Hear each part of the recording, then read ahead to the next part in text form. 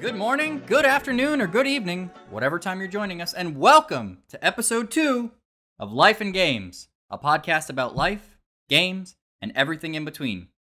I'm your host, Kameron Ford, and joining me as always, my co-host with the most, and a man who doesn't like French toast, Mr. Carl Southern. What's that about, Carl? Well, I never said I didn't like French toast. Okay. I don't know. Please I elaborate. can enjoy some French toast, especially the kind with that come in the stick form. Yeah. No, not the.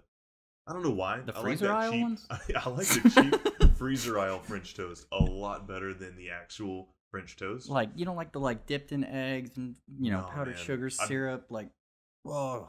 I basically want cinnamon toast crunch. Wow. Yeah, it's like good stuff. You heard it here first, folks.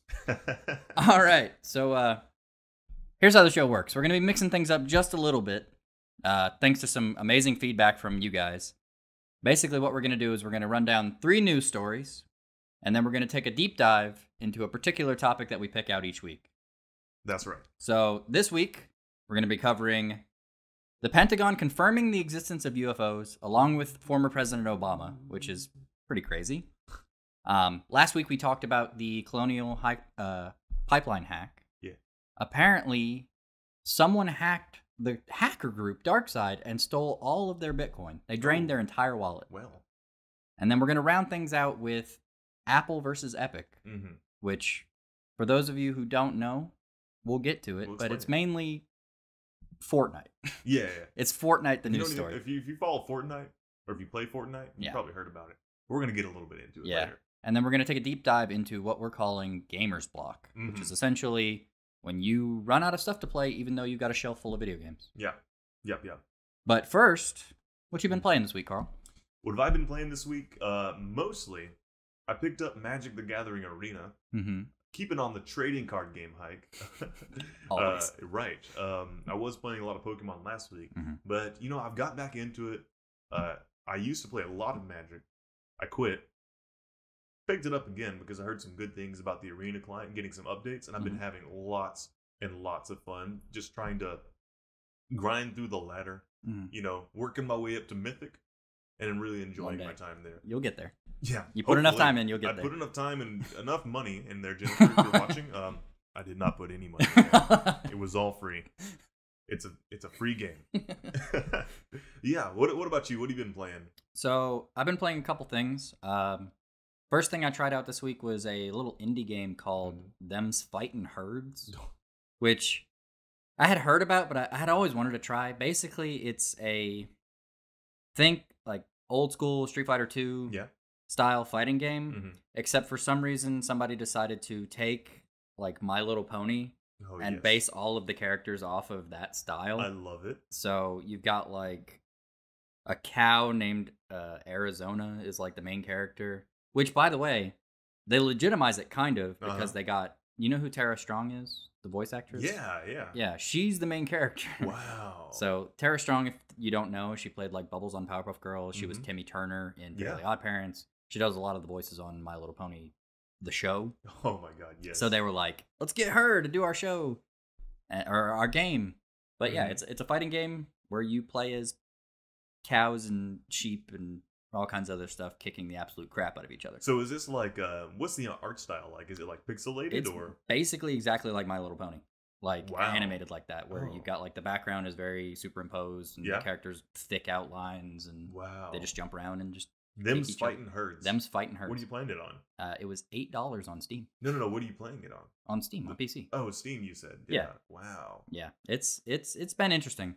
And then I also started playing Spider-Man Miles Morales. Oh, this man's had a PS5 basically since launch, and it's been sitting there collecting. I had the dust game the whole time too. Oh my god, there are so many people out there desperately looking for a PlayStation. I know, just clenching their knuckles right now. So when I got the PS5, I was like, okay, there are going to be games I want to play on it, like Ratchet and Clank, and like I don't know what else is coming out. God of War, Horizon Zero Dawn 2, all games I want to play that aren't out yet. But I started Miles Morales. Yeah. And so far, I'm really digging it. I love the vibe of the whole game. You know, whenever Miles does something cool, it plays like a little hip-hop diddle. It's very thematic. Yeah, it's really just... It's very different from the other game, the regular Spider-Man game. Yeah. Because it really makes you feel. Don't say yeah. it. Don't just say it. Do not. What I mean is, it doesn't make you feel like Spider-Man. It makes you feel like Miles. Like, it makes you feel like you're following in the shadow of Peter. That's barely better. I know, but it does a very good job of making it seem like Spider-Man is this monolithic figure. And Miles is always just behind him, like, trying to catch up. I see. The hero's journey. Right. Trying to, have you ever played Mega Man 2? Or Mega Man X? Yeah. You know, at the very beginning, you get through the first stage, and then you fight the boss, and it intentionally beats you, but then Zero shows up. Zero, yeah. Yeah, and it makes you, it shows you how awesome you can be. Right. It's basically that was always one of my favorite games, when Sigma comes in there. Yeah. Wrecks your house. Oh, yeah. And Zero, it was that moment when I played Mega Man X.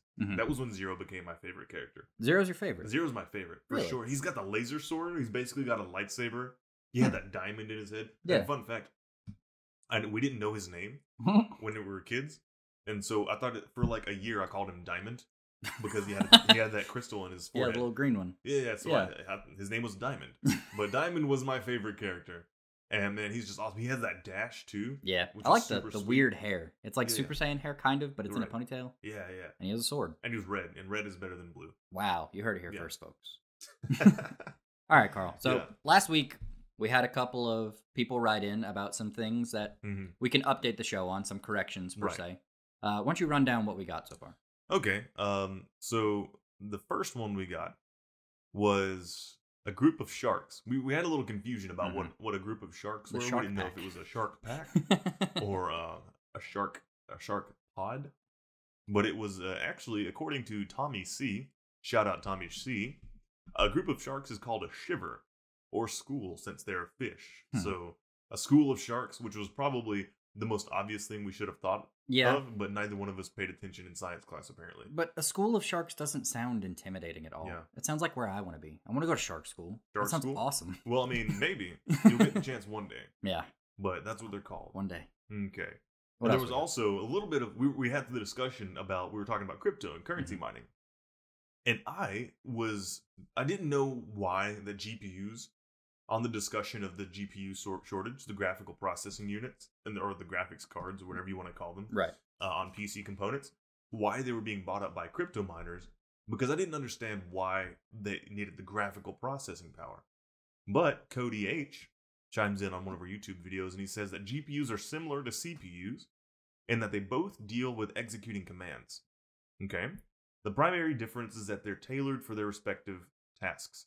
The main reason a GPU is more efficient at mining is on average they can execute more tasks per time unit, and GPUs are good at doing repetitive tasks, like the mathematical calculations required for blockchain. So that makes sense. If they're just better at doing repetitive tasks very quickly, while they might not need to render, graphical models, they can just have that better raw compute power. Makes sense. Yeah. I mean, CPUs are more better. Right, more better. CPUs are more betterer. And, I thought about it a little bit more. What's that? And so I might get you lost in a little bit of the weeds here if you're not a little tech savvy. But CPUs, they're just the processing unit, right? Right. GPUs, graphics cards, not GPUs, but the graphics cards have what's called VRAM. Right. Video RAM dedicated towards, random access memory dedicated to the graphical processing unit. Right. Graphical processing unit. So I thought maybe it also makes sense that having that extra dedicated RAM for that process could help a lot better than just buying up, the most expensive CPU or buying up all the CPUs. Right. That might be. I don't know. Again, maybe Cody H can correct me again. Yeah. But please let us know. Sure. A couple corrections we had there from our little bits of continuity for you guys. All right. Well, let's get into what we're calling the nerdy news to know. Nerdy news to know. With our first news story, the Pentagon confirming the existence of UFOs. Yeah. And President Obama coming out on James Corgan and saying there are things he cannot explain. Apparently. Yeah. You ever heard of a UFO, Kameron? I've heard of it, a UFO. Yeah. Yes. You ever seen a UFO? I have not. Yeah. Well, you ever been probed? God. No. Well, I don't think so. But most of the people. Yeah. If our fiction is to be believed, you would know. Yeah. Well, maybe all these people that claim they've been all the people that have lost their cows and been visited by that pro bono proctologist from another world. Jeez. Maybe they're not so crazy.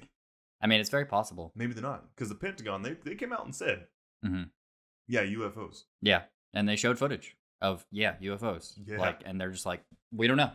We don't know. They don't know what that is. Not a clue. Unidentified flying object. Right. So one thing that was very interesting is President Obama said that, or former President Obama, sorry. A couple of presidents ago. Yeah. Remember he said that that in the very beginning of his tenure and his first term, he asked the CIA and the Pentagon, like, hey, where are the green dudes? You know, like I'm the president. Tell me about the aliens. I need to see them. And take me to the little lab where they got them all, cryo frozen. Of course, that apparently is not true. But they did tip him off to the fact that they can't explain some stuff. Yeah. So let me ask you. Yeah. Do you believe in aliens? Yeah, absolutely. Okay. Why don't you elaborate on that a little bit? Well, I mean, so the first level, there's a couple of levels that I want to go on this. So the first level is, okay, think of the size of the universe. Okay, before that, think of the size of the known universe. Right. It's massive. Talking, I don't even know how many stars, trillions, if not more. I don't know the number off the top of my head, but more stars than we can count, just in the known universe. And we've not even mapped all of them, right? We don't know. There's a lot of stars and a lot of solar systems. We don't know. A lot of space. What's there, right? We can see, like, we know they're there, but we don't know what's on those planets. There are some that we don't know they're there, too. Yeah. I mean, space is incredibly vast. But I'm pretty much with you. Like, there's no way we could have. There's no way there's not. We can't be the only life in the world or in existence. It's just impossible. So it stands to reason that thinking that we're the only ones here is kind of ludicrous. A little bit. Yeah. I mean, if you just think about purely logically, that's not it. Yeah. And the other one, I was trying to pull up the exact quote, and we might have to get back to this because I cannot connect to servers apparently. Oh, fun. But long story short, yes, I do believe that there are other creatures, other inhabitants, life forms, whatever you want to call them, on other planets. Whether they are near or far, whether they have or have not visited us, is another question. Yeah. But I think it's almost impossible for there not to be. It's very possible that we could very well be the most advanced society. I mean, somebody has to be. Why wouldn't it be us? Right. So maybe when we get space travel, we can be the aliens. We are the UFOs. Oh, man. It's Russia again. No. Oh, geez. We're not going to get into that. Yeah. Or say those words. I mean, there's all kinds of stuff going around about what exactly they are, considering we can't explain them. But that's the U.S. government not being able to explain them. It could be another member of our planet. Yeah. We just don't know. So how about earlier, that article we saw today, Biden was asked, Joe Biden, the president, was asked about UFOs. And according to the article, he gave a sort of subversive answer and then left so fast he didn't even take his earpiece out of the stage. Like, he ducked out of there super quick. Yeah. What do you make of that? I don't know. Maybe he had somewhere to be devil's advocate. Maybe he was, he is the president. But it does seem like peculiar timing for a reporter to be like, hey, aliens. And he's like, hey, bye. Deuces, bro. Like that meme with the guy disappearing. It's like, yeah, aliens, cool. We talked about them, but let's get out of here. No, if I'm not mistaken, he said, the reporter asked him, President Obama came out and said he knows about UFOs, but he doesn't know what they are. And Biden said something like, ask him again. Yeah. Well, the thing is, I don't know what's going on. But WRCBTV.com is where I saw the article, but I'm clicking on the link again, and it's not available. The page isn't available, so maybe they're... It very well may have been redacted. I don't know why WRCB would have done that, but... I mean... Who knows? It could have been the UFOs. The aliens. Yeah, man. Aliens come and take in our news stories. What's next? Oh, goodness. I don't know how to feel about that.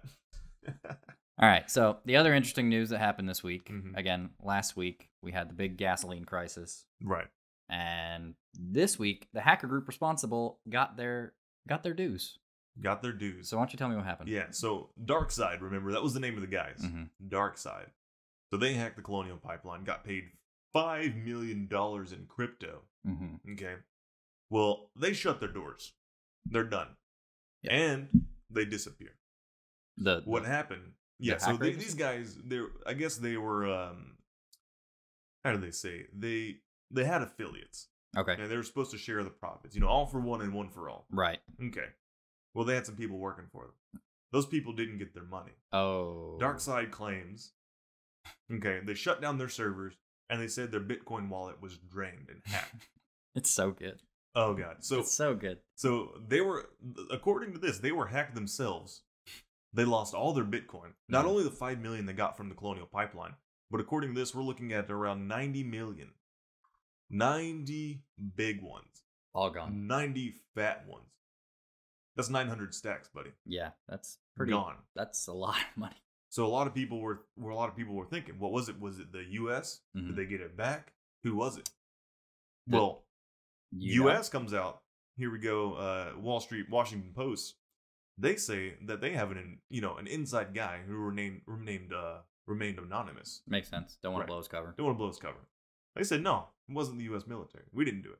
They didn't take their money. They didn't do it.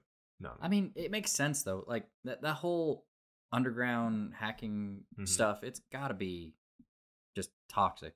You know? Yeah. And it just goes to show there's always a bigger fish. Well, here's a question. Let me float this to you. All right. With the information, knowing that these guys sort of had affiliates, right, and they were working with people, and they were supposed to share their cut. Yeah. What if they lied, man? What if they lied? What if they just cut and run? Right, because it's easy to think. The easiest thing is to think, oh, they got their due. Ha, sucks for them. And maybe that's exactly what they wanted you to think. But they very well could have just made the whole thing up, fabricated the story about, oh, we got hacked. Yeah, our wallet was drained. Our servers are shut down. Sorry, we can't pay you.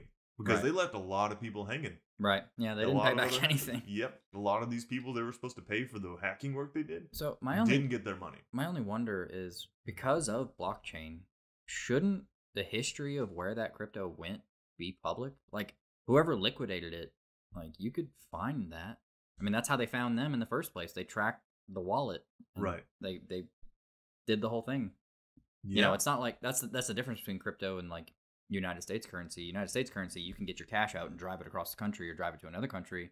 That's how the offshore accounts work. Well, I don't think it's traceable in that way, honestly. I don't think, just because the ledger is being kept on a bunch of different machines, I think it's encrypted in some way, just because that would be secure. Because that's the whole thing, crypto. You can't. It's cryptic, right? Right. You can't trace it to any one person. I thought that was the whole point, is you could trace it. No, crypto, man, cryptic. Yeah, I understand that, but what's the point of the blockchain if nobody? The blockchain is to make sure that the ledger is kept up to date no matter what. It's decentralized. That doesn't mean that it's all public record, public information. You can see anybody's bank account and what they have in their wallet. Well, that's the thing. You can see what everybody has in their wallet. That's what the whole crypto crash this past week was about, because everybody's keeping track of Elon's wallet and seeing what he's doing. Oh, really? Yeah. You didn't hear about that? I don't know anything about crypto. Yeah. No, tell me about that. So, anyone who follows it knows that this past week was not a good week for cryptocurrency. No, not at all. I bought the dip, though. Yeah. That's pretty much what everybody I know has been doing. They're like, hey, did you buy? And it's like, No, I threw some money in there. Did you? Also, Jennifer, you're watching. I did not. I did not do that. Anyways, continue. What'd you get? I just threw $100 in there on some Bitcoin. On Bitcoin? Yeah. Regular Bitcoin? Just regular old plain Jane, vanilla. You know, it was a good buy. Because, I mean, it's so brunette Christian girl Bitcoin. Wow. Jennifer, I didn't do that, I promise. But basically, so it was my understanding. Yeah. And again, I'm not a crypto expert. So if you know more than me, please write in. This is financial advice. Yeah. No, it's not. Yeah, it is. If you know more than me, email us at lifeandgamespodcast.com and let us know. lifeandgamespodcast@gmail.com. Yeah, that. So basically, Elon fainted the idea that Tesla might sell their Bitcoin. Right. And everybody was like, well, if he's thinking about selling, I need to sell before he does. Mm-hmm. And so it totally, all cryptos just tanked. Well, there's a little bit more to that. What do you mean? I mean, the China crackdown. What? I didn't hear about that. You didn't know about that? Well, this was a little bit after Elon floated that idea of selling his Bitcoin. But Chinese regulators announced a bunch of rules barring financial institutions and payment companies from providing services related to cryptocurrencies. Really? So China is not a big fan of crypto. I mean, the CCP, they don't like it. Makes sense. Because it's decentralized. I don't know they why. can't tax it. It's not taxable. It's decentralized. They can't control it. That's my guess. I don't know. Right. If you're Chinese and you know better, you're probably not watching this. Probably not watching this. You probably can't watch it. But if you're using NordVPN and watching this video, anyways, no, it's not. But NordVPN, if you want to, come hit us up. But if you're using a VPN, you could. And you're watching this, let me know. But yeah, so that was part of it. Not only Elon floating, he's actually decrying Bitcoin because of the environmental impact. I don't know if that's just him posturing. That seems like posturing, right? Yeah, because I mean, if there's always the you have to mine for all the parts in the Teslas and all that. I mean, he's not really Tesla's not really the carbon neutral company. Not really, no. No. I mean, once you get them off the line, sure. Yeah. But to build them, you got to use child labor. Or just non-renewable energy, but I don't know. Yeah, well, ideally, but that's not what they're doing. Right. But yeah, we don't. This whole crypto thing is a little. I think it's a little above our pay grade right now. Right. But we're learning. We just wanted to bring that update. Yeah. That the hackers got hacked. Yeah. And that's hilarious. It is. Either that or they cut and run and gypped a bunch of other hackers, which is kind of also hilarious. Yeah. And okay, so for our third news story, we're gonna get into one that's near and dear to your heart. Oh. You've been following this one for a while. I've been following it for a minute. Apple versus Epic. Yeah. You ever play any Fortnite, Kameron? I have played it before. Yeah. I have not played it in a while. Yeah. And I've definitely not played it on an iPhone in a while. How about an iPad? Nope. No. How about an Android phone? I could if I wanted to. You could? No, you couldn't. No? Because it's not on the App Store. It's not on the Google Store? It's not on the Google Play Store. Yes, it is. No. I thought. Really? I think it got booted off. They might have got You can get the Epic Game Store on Google. Really? Yeah, that's why they're not in court. Well, maybe. But for a second, you couldn't. Yeah. So here's what happened. Anybody who may be familiar, you know who Apple is. They make your iPhone. Make the iPad. Very well-known company. A lot of people might not know who Epic Games. Yeah. But they do know Fortnite. Yeah, you've heard of Fortnite. Everybody's got a little brother that plays Fortnite. They're doing the flosses. They got the llamas. Yeah, it's kind of a global phenomenon. Multinational. Everybody's playing Fortnite. It's a big deal. It was on your PlayStation. It's on your Xbox, PC, Mac. Yep. iPhone, Nintendo Switch. You could probably play it on your Android phone. Probably some guy playing it on something nobody has even thought of yet. Yeah. I mean, they can put it on pretty much everything. Exactly. Except for now, you can't play it on your iPhone anymore. No. And what happened was, so here, let me give you a little bit of backstory. For anybody that may not know the details about how app stores work, like the Google Play Store if you have an Android phone, or the Apple App Store if you have an iPhone, when developers put apps on this store and they sell things, either they sell the app as a one-time purchase or sell items within the app as in-app purchases, Google and Apple, they were taking a 30% cut of that. Right. So you spend $1 on an app, Google gets 30 cents and the developer gets 70 cents. Right. And it's the same for Steam. Same with Apple, same for Steam. I think Steam might be a little lower, but don't quote me on that. Yeah. Well, there was some competition there, but I'm not entirely sure where they ended up. Yeah. But anyway. So that's how it's been. That was the terms and service, and everybody was happy with it for a long time. People were great because they got to put their apps on devices that millions of people had in their hand. They had access to a huge audience, whereas otherwise they wouldn't have. Right. Well, Epic Games decides they don't like that anymore. They don't like it, and I don't know how much negotiation they had behind the scenes or if they had reached out to Apple, but us as regular people, all we saw was that one day Epic decides to bypass the App Store purchases, which means in Google and Apple's terms of service, if you're going to if you're going to sell something on their app or sell in-app purchases, you have to go through their app stores. Right.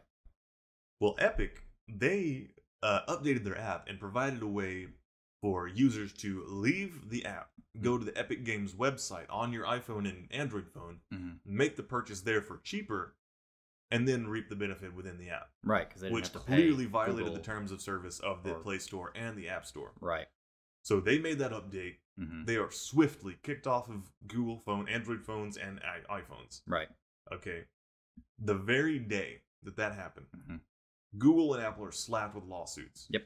Epic starts putting out high production value attack ads against Apple. That were noticeably they left Google alone, which I don't know if that was a strategic move if they were just, they didn't want to fight two giant tech companies at once, right? Or if they figured if they're only going to fight one, people are going to pay attention to Apple because Apple's everybody's favorite punching bag. Even though Google and Apple would be the same thing.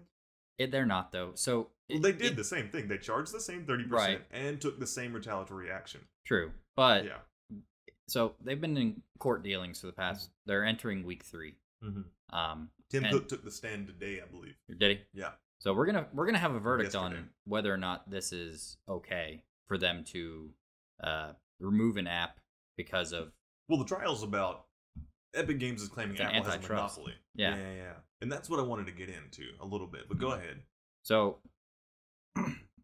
as far as I understand it, I'm not as deep into this one, but I have done a little bit of research on it because it is kind of interesting. It's a slippery slope of which way this goes. So either one of two things is going to happen. Either Epic is going to win, therefore breaking up the monopoly that Apple has, allowing developers to buy things on their platform not through Apple. Mm-hmm. Or if Apple wins, this could it could be bad for everyone. So what this is going to do, and hear me out, there's a little big brain here. If Apple wins, and it sets the precedent that you have to pay the developer. Which is the way it's been for 12 years. Sure. But it's not that way on Windows. Right. It's not that way on your home computer. You can go to any website you want. You don't have to use the Windows Store.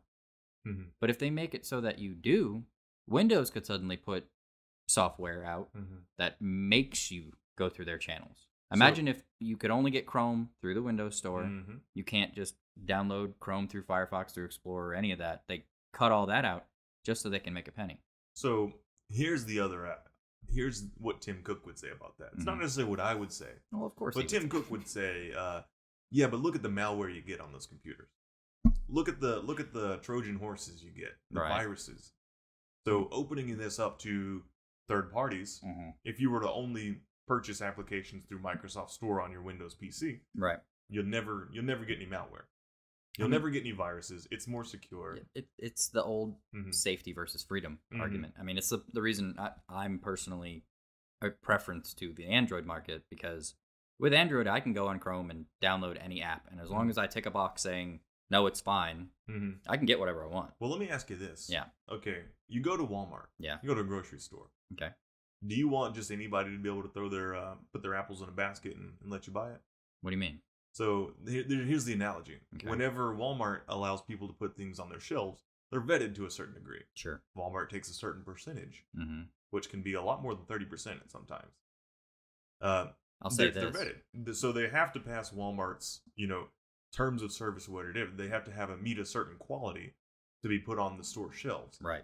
The other way, if you claim that Walmart has a monopoly on their store because they're in every city and millions and millions of people shop at Walmart, and if you want to go sell your things, you got to sell them through Walmart. Yeah. Or Amazon is probably the better choice. Yeah. But just to keep it simple, I mean, that's the difference, right? You can let Mr. Joe come in, random Joe with his apples covered in pesticides and grown in whatever kind of conditions. Who knows what's in them? I mean, we don't know that anyway. But so your argument has little holes because there are plenty of grocery stores. There are other brands. There's a different one for every city. Yeah. You're either going to be running iOS or Android or Linux. Yeah. But that's still only a third one. Still, that's more. Imagine if there was only 3 chains of grocery stores ever. Yeah. And that's the difference. That's where the antitrust thing comes in, because as the case revealed, which I was trying to bring up earlier, I think it was Apple had 4 times the amount of players playing Fortnite than Android. And there are bajillions of different Android phones, different manufacturers. Apple had 4 times the amount of players. So talking about you're saying that, okay, it's not the same because there are different grocery stores. Yeah. There's also different app stores, right? Not if you have an iPhone. No, but so the whole thing is they're claiming monopoly, right? Right. Well, what is Tim Cook going to say? You don't have to buy an iPhone. You can go buy Tim Cook would never say that. Well, what I'm saying, here's what I would say. This is what I would say. If I were defending Apple, if I was just don't buy our product. Just I'm saying, if you don't like, if you're a developer and you don't like the terms of service of someone's platform, don't put it on their platform. It's a free country. If we're taking the sort of libertarian approach to this, yeah. Okay, Apple makes the iPhones. Right. Apple makes the App Store. Right. It's their phone, their App Store. They can decide what you to charge to put you on the platform. Yeah. To put your app on their platform. Granted, under the libertarian stance, they could do whatever they want. Right. But so my thing is, first off, how is it a monopoly if there's also Android? Fortnite has their game on Windows. Right. You can download Epic Game Store on Mac. You can download it on it's a monopoly Linux. Because how is it a monopoly? There's plenty of places to download market share. Play. Phones have become more than just some accessory. They are our everyday life. I mean, I don't know about you guys, but when I wake up, what's the first thing you do? Pretty much. Drink some water. Go pee, drink, go some water, check your phone.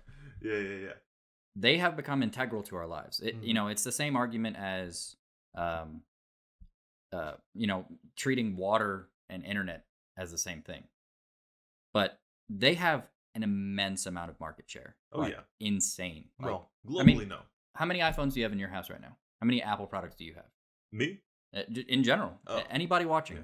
I guarantee you at least one person in your house, if you have like 3 or 4 people living in your house, has an iPhone. Yeah. At least. And more often than not, it's the whole family. They have... Gotta get that iMessage in there. So, if the argument being, oh, we'll just go buy a different phone. I'm sure that has happened for some people. Little Timmy can't play Fortnite. He needs to go get him a nice Samsung or a Google Pixel or something else. He's not going to swing his mom on that. No, I don't know. I mean, it maybe. But more often than not, she'd probably be like, just play a different game. Right. But, again, the argument is... Okay, so think about all the times the United States government has blocked acquisitions, specifically for, like, Disney. Right. They've stopped them from buying things before. They're not the only entertainment medium. Right. They just have the bulk of the market share. Okay. That's why this is an antitrust case. Sure. But is it a strong case though? I think so. I think Epic's going to win. You think so? I really do. I don't know. I think there's going to be I don't think Apple's going to get away scot-free. No. They'll retrial for sure, but I think next week... Well, there is a trial. Right. No, they're going to complete this trial, and whoever loses is going to go for a retrial. I mean, that's just how stupid. So, here's what I think happens. And this is actually an idea floated by the judge, and I think it would affect gamers, and this is why this all ties into gaming. It's going to affect games going forward.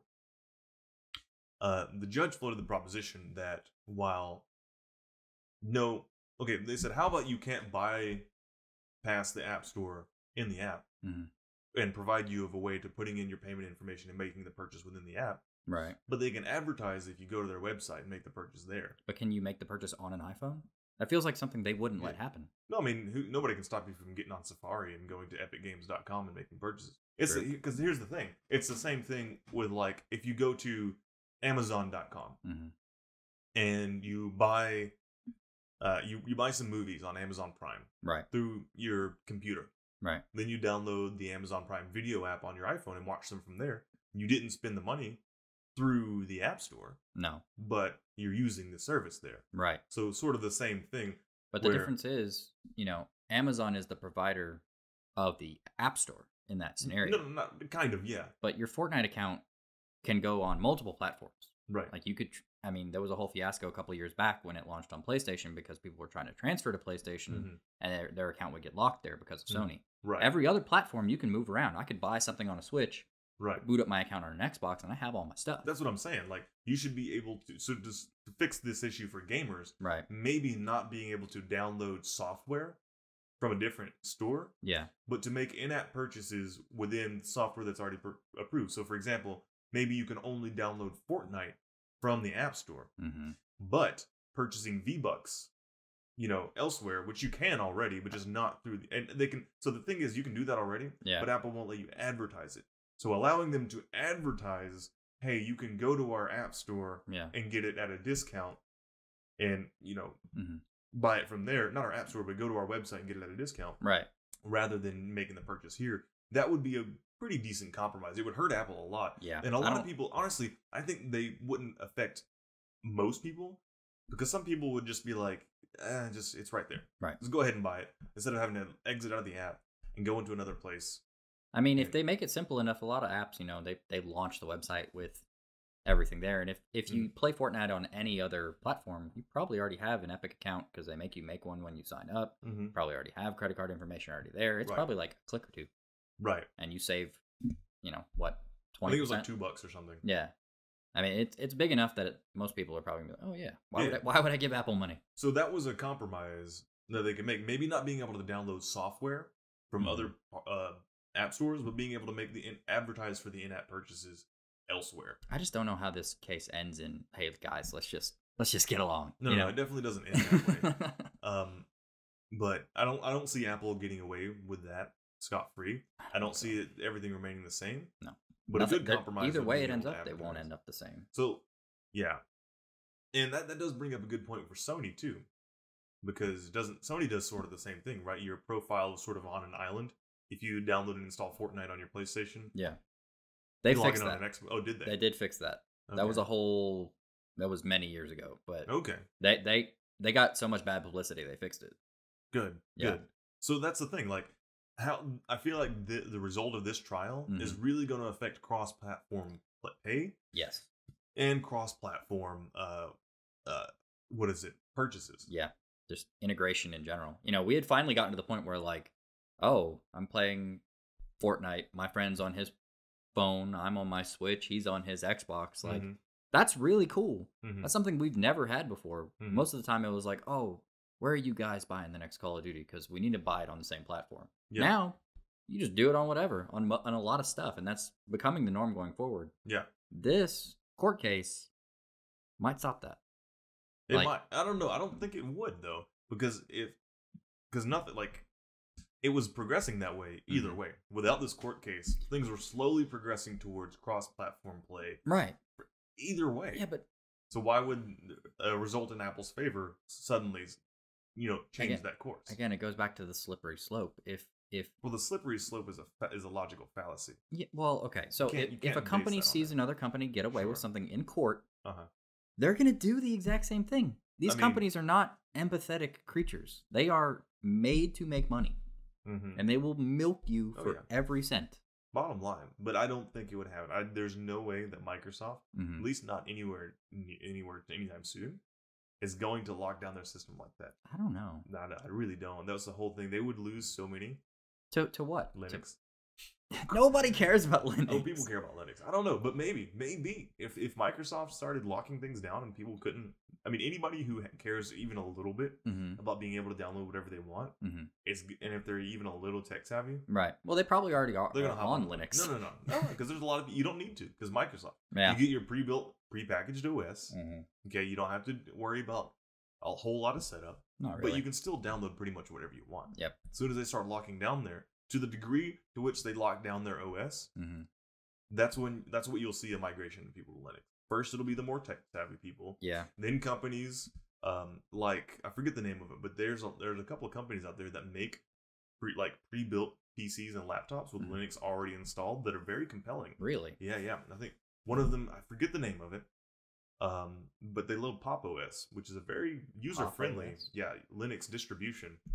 But that's a whole nother thing. But how this affects gamers, I think it does. I think if we get a ruling in Apple's favor, I don't think a whole lot changes. No. I know you disagree, but if we get a ruling in Epic's favor, and I'm not like a big fan of Epic and the way they've handled things. No, it's kind of like two wrongs. Yeah. I think. I mean, not that they're wrong, but it's definitely like not a clean cut. Right. Yeah. Anyway. But if we get a ruling in Epic's favor, I think it could lead to greater cross-platform play. And more accessible cross-platform play in the future. The crazy thing for me about this whole situation is Epic was like at the top of their game. Literally everyone was playing Fortnite. Yeah. And they just decided to use that leverage to try and take on Apple. Right. Like, it was very deliberate. They had all this stuff ready to go. Yeah, the advertisements, the lawsuits were ready. Yeah. The instant they were kicked off the App Store. Yeah, and it was less than, I think it was like, 12 hours something? It was very quick. Yeah. And they had all this pre-prep. Like, this whole thing was planned. Oh, yeah. They knew what was going to happen. But they were ready to attack. From a company standpoint, why? Like, unless Tim Sweeney's just like, yo, watch this. What they were hoping was, here's what they did. They knew that they were going to get kicked off the App Store. Yeah. So they were hoping that their massive user base of people playing Fortnite on iPhones and iPads, they deliberately disrupted their gameplay and through actions of their own, knowing full well what would happen. And then they pointed and said, look at Big Bad Apple, you can't play Fortnite anymore. That's how I feel. It's like, okay, but why? hold on. Apple sold, little Timmy wakes up one day, picks up his iPhone, or he gets a new iPhone and tries to download Fortnite, and all of a sudden he can't. And Epic's over here like, yeah, Apple did this. Yeah. And it's like, hold on, but you violated the terms of service, knowing full well that a bunch of gamers who relied on the iPhone to play are not able to play anymore. Yeah. And they got no warning. Like, nothing like, hey, heads up, we're in for a fight. You might want to think about where you can play our game. Yeah. It's just, nope, suddenly you can't play our game anymore. You're screwed. Apple did this. Apple's bad. It's like, yeah. What? That really makes me mad because they're exploiting their gamers for this lawsuit. They really are. They were hoping that they could rally all the gamers that were on iOS and iPad and just use their anger as proof of Apple's wrongdoing when they stirred the pot themselves. To be fair, I don't like Apple's policies. Sure, but does the consumer have to pay the price of not being able to enjoy what they enjoy? Yeah, in the name of this lawsuit, it's like, what? Again, they can do it elsewhere. That's the market, right? Yeah, that's the free market argument. The using that, again, I can kind of see both sides, but what really ticks me off is at the end of the day, there's a lot of people out there that were put in that were probably very butthurt and very in a bad situation. I say it like it's life and death, but still, some people, what they do to unwind at the end of the day. And all of a sudden they're caught up, in this legal battle, and they're like stuck there, like looking at their iPad or their phone, like, well, this sucks. Like, what did I do? Now I can't play my game. It'll be very interesting to see the outcome of this whole thing, because it is going to change things one way or the other. If Apple wins, I don't think things will change too much. It is a slippery slope because it does leave that out there. But I wouldn't be terribly surprised if this winds up going all the way up to the Supreme Court. Supreme Court? Yeah. Oh. Think about it. This is like groundbreaking territory. That's what the Supreme Court's for, is to make rulings on things that don't have precedent. Well, I think there's plenty of precedent for antitrust. Well, sure, but it's digital marketplace stuff. We've never really messed with this as a society. So it makes sense for it to go all the way up. I know that if Apple loses, they'll probably push it. And if Epic loses, they might. Oh, who knows? This ruling that we get is important. Yes. But this is not the end. Oh, no. Whichever side loses is going to push they're going to push it like crazy. They're going to go to different court, maybe. Yeah. Man, I'll be excited to see. So we're in the trial now. So if anybody, if you feel like you're caught up to speed, just Google. Yeah. Apple versus Epic. I'm sure you've seen it before. Yep. It's been going on. When they pulled the Fortnite off of iPhones, it was what, 4 months ago, 5 months ago? It's been a while. Yeah. I don't remember the exact day. And we're finally to the court hearings. Yeah, 2 weeks in. Should be, I think they've got 2 days left, 3 days left. Yeah, something like that. So that'll be interesting. So if you're watching this the day it comes out, Tuesday or Wednesday, we should get a ruling. Ooh. Well, keep your eyes peeled, folks, because I am for sure. Yeah. All right. So that's the nerdy news you need to know. Now we're going to take a little bit and we're going to take a deep dive into Gamer's Block. Yeah.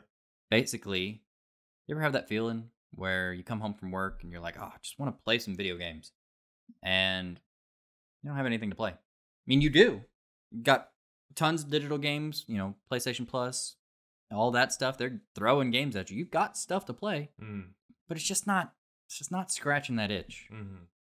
Nothing's enticing. No. And I've personally felt it. Until this past week, I haven't really played anything other than like the Pokemon trading card game in a while. I think the last game I actually completed was Hades, and that was in 2020. Jeez. Yeah. So 6 months ago almost, huh? Yeah. Granted, if you follow the gaming landscape, you know that not a whole lot's coming out right now. With everything that happened in the world, a lot of stuff is slowed down as far as development goes. People have to work from home. It makes sense why things are slowed down. But this is a phenomenon that's not new. No. 2021.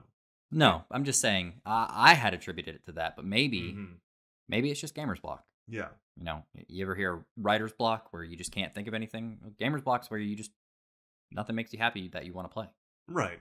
And yeah, I'm putting together a video on this on my on the Soda Games YouTube channel. But I was thinking about that, and I was looking at in the research for the video. Yeah. I was looking at this because it's a widespread phenomenon. You can see multiple Reddit threads, multiple posts of people on social media saying, man, games, it just doesn't seem fun anymore. Yep.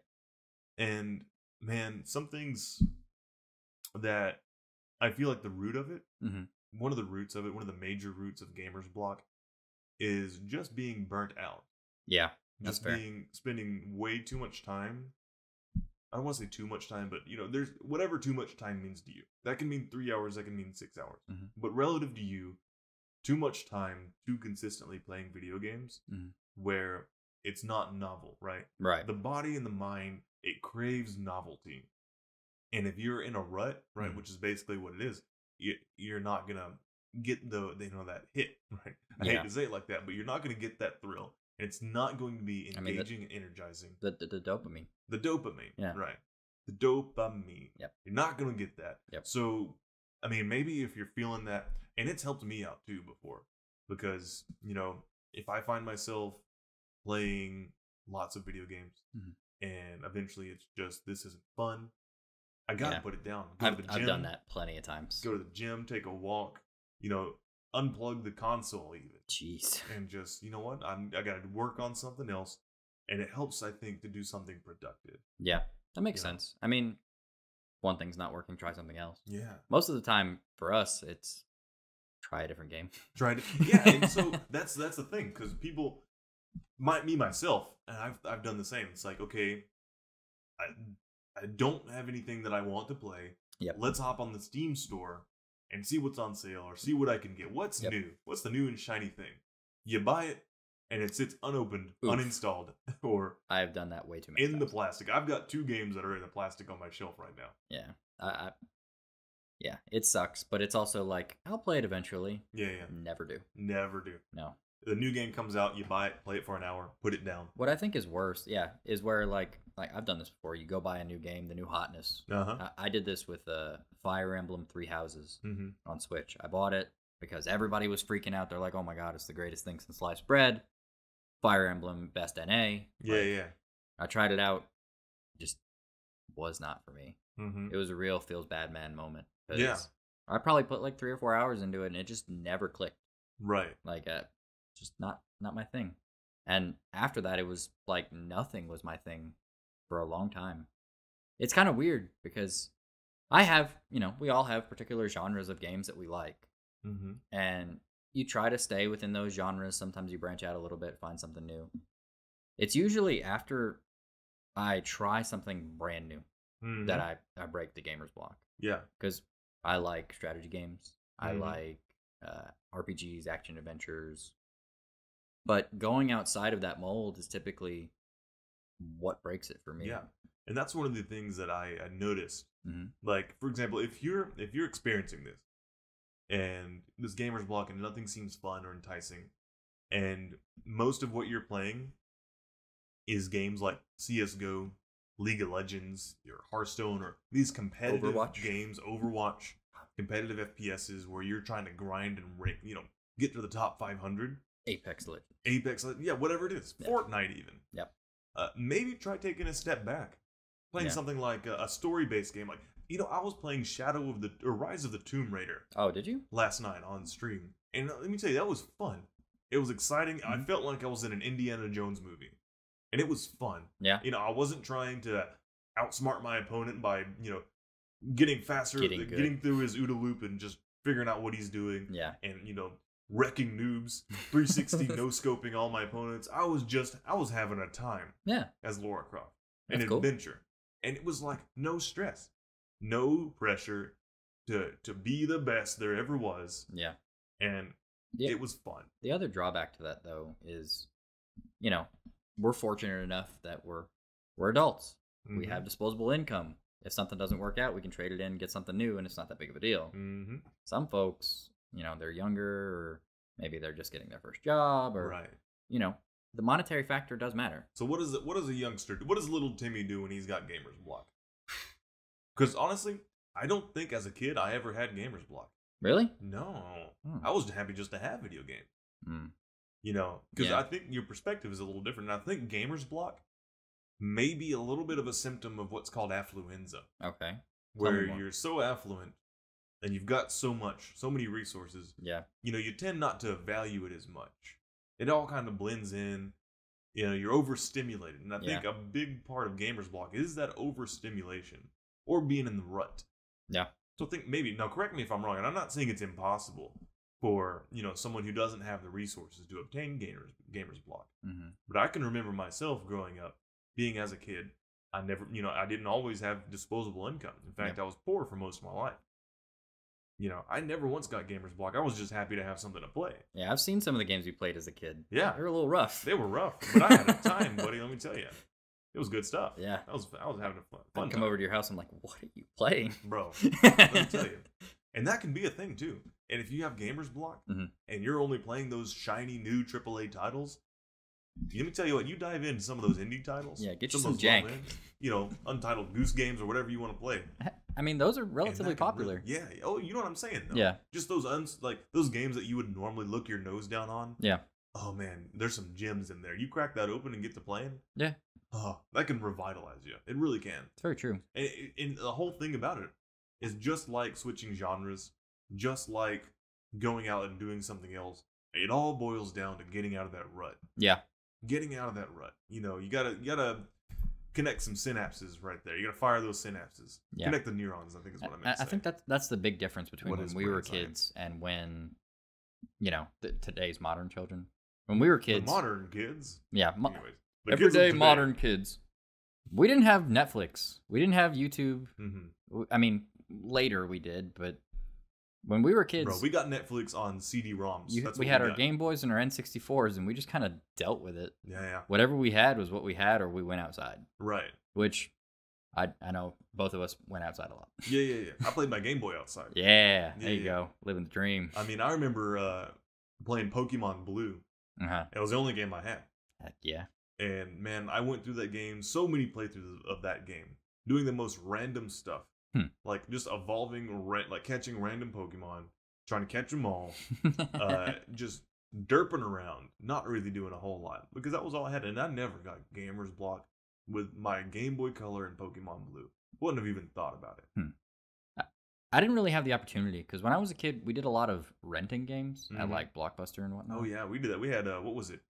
Carlton's down in Carlton's. Yeah. Like at the plaza, kind of. I think that was the name of it. Or was that the pharmacy next to it? Dude, I don't know. I didn't grow up here. Yeah, that's right. Somebody from my town, let me know. Drop it in the comments. Tyler, Brandon, if you're watching this, you're my brothers. We were in a game. I remember we got the South Park video game from the local. They let you get the South Park game? They didn't know what it was. My grandparents. Let me tell you, we had a time. I bet. Was it the one with where you had the turkey gun? Yeah. And you could hit them with the yellow snowballs, if you know what I mean. Nice. Oh, it was so great. We had to bring it back, though. Yeah.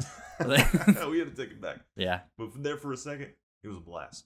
I think that helped, too. You know, video stores aren't really a thing. I mean, you can get, like, GameFly or something like that, but it takes so long for them to mail them back and forth. We could just, I'm done with it. Go to the store, get a different one. Right. If it didn't work out, it wasn't, like, a long-term investment.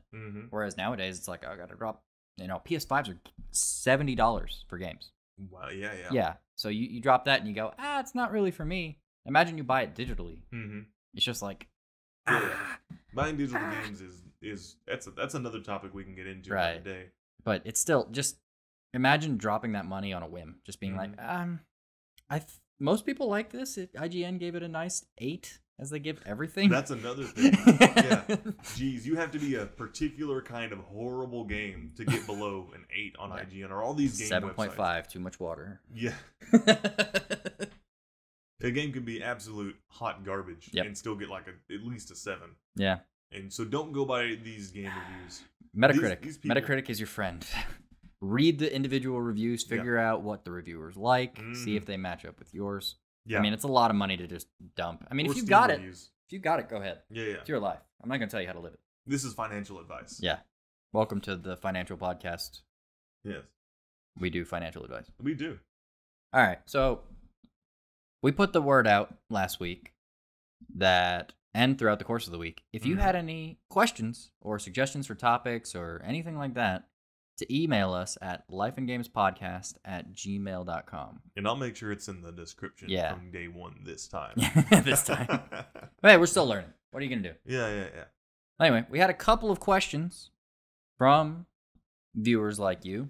The first one is, the new Digimon TCG has some stir behind it, but I haven't seen much hype in recent weeks.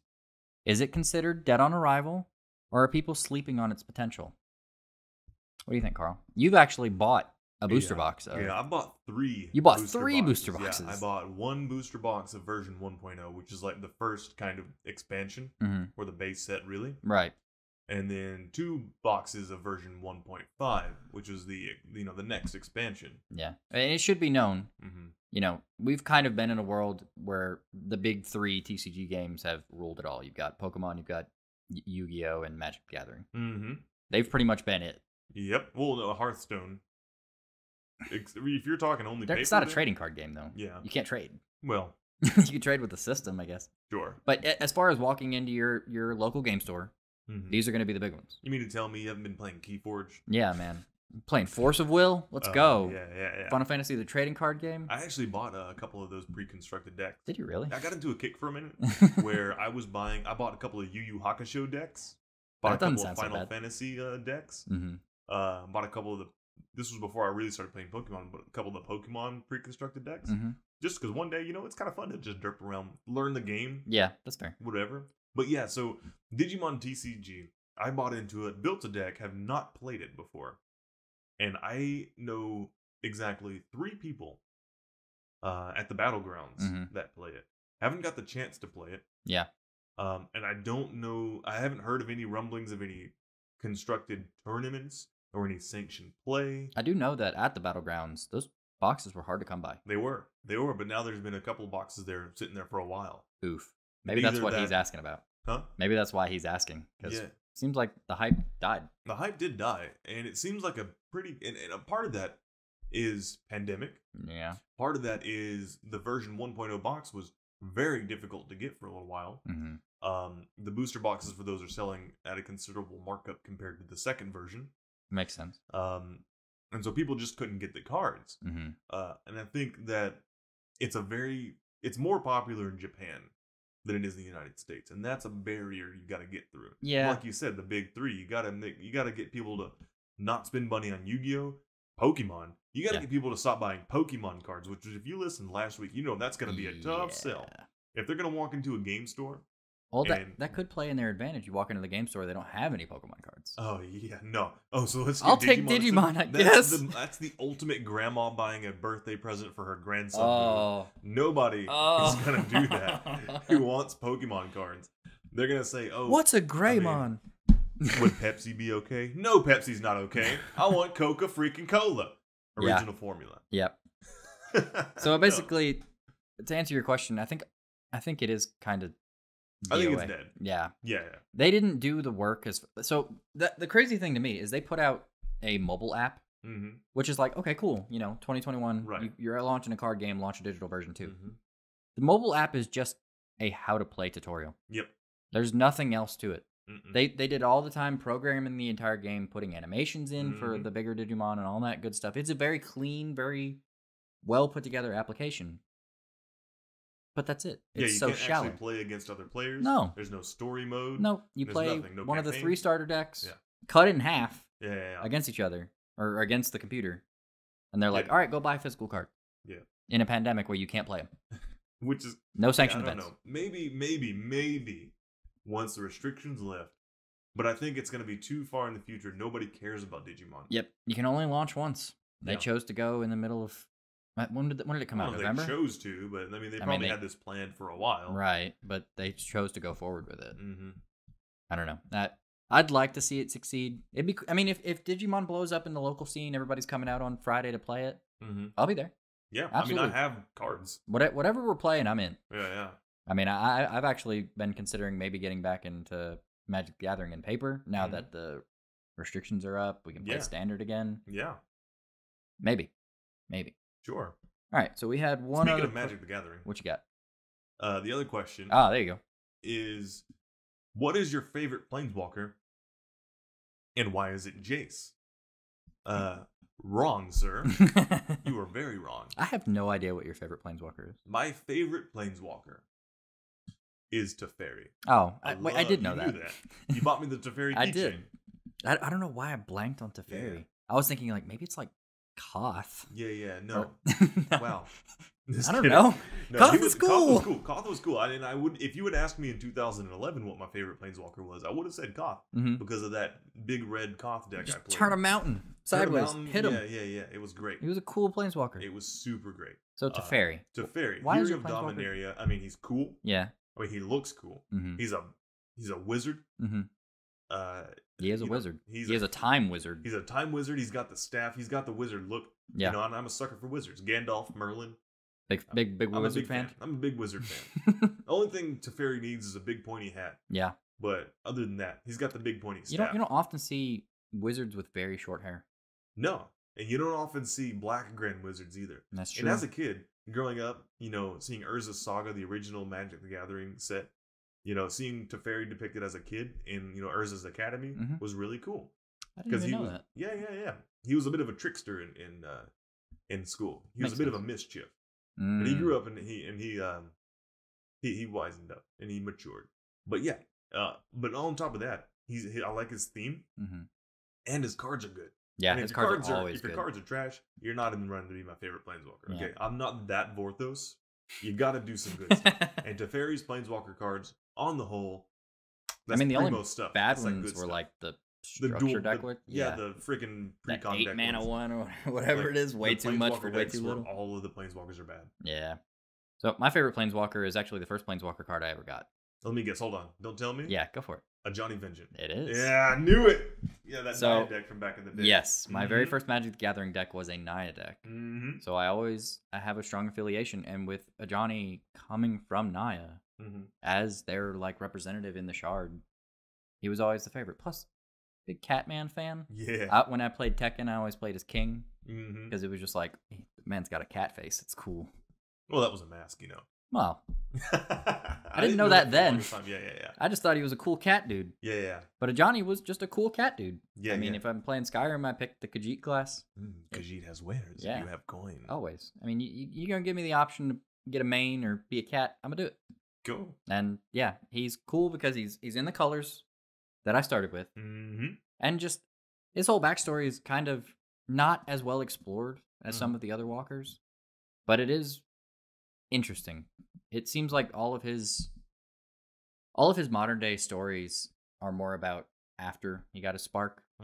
You know, you were talking about Teferi as a kid. They don't really go into a Johnny when he was just chilling. Yeah. Well, a lot of planeswalkers don't get a whole lot of backstory these days. Yeah. It's becoming a little bit more frequent. Yeah. Nowadays, but for a while they were just like, here's cool girl guy. They do the thing. It was Mu Yang Lang. Figure it out. Right. You have to have, you know, the assumed knowledge of like Chinese culture, and then steeped into that to kind of even understand what this girl would be about. All right. So if you have a question that you would like us to answer, please don't forget to email lifeandgamespodcast@gmail.com. We would love to hear from you and nerd out with you and talk about all things whatever. All things whatever. That's our next segment. Yeah. All things whatever. We're going to talk about all things whatever. Yeah. Maybe we should rename the show All Things Whatever. Yeah. It's going to be Carl and Kameron. All things whatever. And forget about the games. Forget about the life. Forget about yourself. Let go of your ego. Ascend into the ether. It's just whatever, man. Wow. You just whatever. Went there. I went there. Okay. So we have a couple shout outs, as usual. Of course, every week. Want to thank Eak Da Freak for letting us use his music. I think he said the 4th is when he's going to drop his new track. Okay. So links to all his stuff will be in the description. Check it out. Again, it's awesome. Banging. I'm ready for it to come out so we can use it on this show. Yeah. Okay. It's pretty good. Executive decisions over here. Yeah. What? I'd like to bring that up. Sure. So, thank you, Eek, again. Of course, want to thank you for watching. Again, if you have anything any criticisms, any sort of notes, anything for the show. Emails in the description. lifeandgamespodcast@gmail.com. We want to hear from you. Yeah, don't hesitate to hurt our feelings. No, please. Yeah. Bring it on. I want my soul to hurt a little bit, but, coming from a place of love. Yeah, makes us better. Which makes the time you're spending watching two dorks from Northwest Georgia talk about what the crap ever. Yep. Help us make this a little bit more enjoyable for you. Right. Because you're spending the time, and we want to make it like that. Absolutely. Oh, fun fact. I guess I should have probably done this at the top of the show, but if you don't like the video version, if you'd rather listen to us on audio, we are now available on Spotify and Apple Podcasts. Spotify and how legitimate is that? Right. Say that again. Let me hear you say that one more time. Our podcast is now available on Spotify and Apple Podcasts. Ooh. My goodness. Right? Say it one more time. No. I like it. You only get one. Spotify and Apple Podcasts. And we've actually got a few subscribers from there. Really? Yeah. It's actually kind of cool. Guy, so. They show the analytics. We have a fan in Germany. Look at that. Did Germany. You know that? Then we have downloads coming from Germany. Hello. I don't know if anybody's VPNing all over the world. Deutschland. But it's pretty cool. Yeah. So shout out to you, German follower. I don't know your name. I wish I would. Yeah. Write in. Hans. Let me know. It's pretty rad. I call you Hans until you show up in the comments. Oh if you're in God. Germany and you're listening to this, your name is Hans until you prove me otherwise. Goodness. But yeah, yet again, we will have a link tree with all of our social medias. We'd appreciate it if you follow us on Facebook, on Instagram, email us, YouTube, like and subscribe, hit the bell notification so you never miss an episode. Yeah. And of course, I think you may be changing it up soon, but for now, Monday through Friday at 10 p.m. Yeah. Soda Pizzle on Twitch. So you can catch me on Twitch. I am streaming. Good news. So I just became affiliate with Twitch this week. So it's amazing. Thanks to everybody if you're watching this coming from my Twitch channel. You guys are the realest of realest ones. So thank you so much. But yeah, twitch.tv/sodapizzle, Monday through Friday, 10 p.m. to 12 p.m. Eastern Standard Time. I'll be streaming. We have a good time. I got a cat. He shows up every time. It's the best part. Oh, it's the best part. I've tuned in a time or two. It's always, he's causing technical difficulties. Oh, yeah. It's a great time. But he's a kitty cat. What are you going to do about that? And I still need to know what a back squid is. You need to know what a back squid is? Well, tune into twitch.tv/sodapizzle, Monday through Friday, 10 p.m. And you'll find out what a back squid is. Maybe the Brazilians will tell you. Yeah. I have a large Brazilian gathering of people that come to my podcast. Yeah, it was so wild. It's amazing. I tuned in. I learned Portuguese, and they're talking. They don't. I'm like, what is going on? I tuned in the middle, and they claimed they had taken over your channel. Yeah, they took over my channel, and we were in Brazil for a minute. Yeah, it was great. It was quite wild. Yeah. I enjoyed it though. It's a good time. So check it out. Great times. And with that, I think that's gonna do it for us for this week. Appreciate you again for watching. Email us anything you want us to say. I mean, not anything. We're not gonna do everything, but if you have questions or you would like to make a suggestion for a topic on the show or something like that, email us at lifeandgamespodcast.com. lifeandgamespodcast@gmail.com. Yeah, that. I'll get that website eventually. But until then, we'll see you next week. Bye-bye.